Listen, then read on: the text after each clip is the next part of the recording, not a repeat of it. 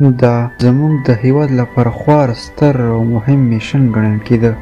زه چې د جهاد له زمانې له افغان لیډرانو افغانانو او افغانستان سره ښه بلد یم.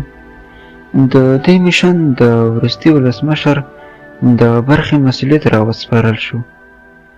دا میشن څه عادي میشن نه و. زموږ میشن له خطره ډک و، نه یوازې سیمه ییز و بلکې له نړیوالو ګواښونو سره د مخ کېدو ویره مې زړه کې وه. موږ یو کس نه وژلو او نه مو یوه ډله نیوله.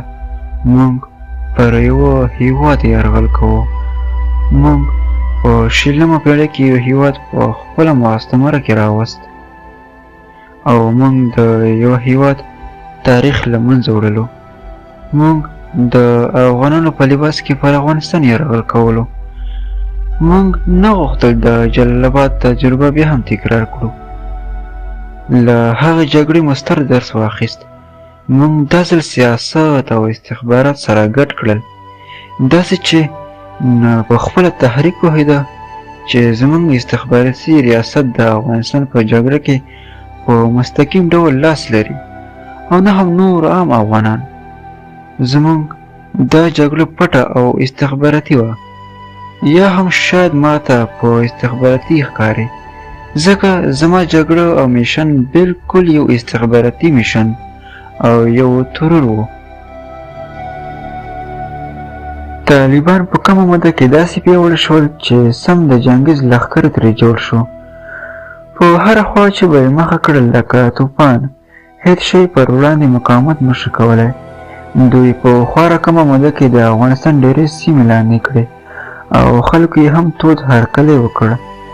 د طالبان تحریک هغه مهال څه نه څه پیاوړی شو چې کله په کندهار کې د جمعیت اسلامي یو پیاوړی قوماندان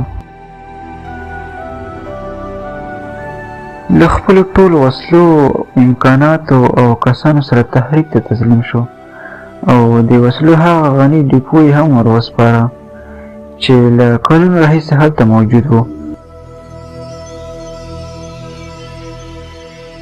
او دوی لکه د شهید وینه کلک ساته څو د حزب اسلامي کسانو ته لاسته ورنشي. د تحریک د هرکلي لامل دا و چې په افغانستان کې مجاهدینو داسې وحشت جوړ کړی و چې د هېواد کې یې ساری کم لیدل شوی و. په 1970 لمریز کال کله چې د کمونیستي رژیم د وروستي ولسمشر نظام او واک پای ته ورسېده، نو د افغانستان د رهبرۍ او قدرت په سر د مجاهدینو ترمنځ داسې خونړۍ جګړې پیل شوې چې دا هېواد یې ټوټې ټوټې کړ. یوازې په جغرافیایي لحاظ یې ټوټه ټوټه نه کړ بلکې په معنوي لحاظ داسې مات ټوټې شو چې رغول یې د پیړیو مزل دی. دا هېواد کې خلک په سیمو، ولایتونو او ژبو قومونو وویشل شول. خلکو کې تعرفه پیدا شوه او هغه د لومړنیو پیړیو ژوند پیل شو. هره سیمه کې ملوک الطوایفي جوړه شوه. د دې هېواد هغه اردو هم له منځه لاړه چې یو مهال د اسیایي هېوادونو پیاوړي اردو ګڼل کېده. د دې هېواد هوایي ځواک ټوټې ټوټې شو، وسلې او الوتکې یې کباړ شوې، خرڅ یې وتښتول شوې. د دې هېواد ملکي ادارې ړنګې شوې، ادب، هنر او کلتور یې ړنګ شو. پاتې افغانستان یو سپېره ډک ته ورته شو. مجاهدینو داسې جګړې وکړې چې د جنګیز او سکندر لښکرو کړې نه وې.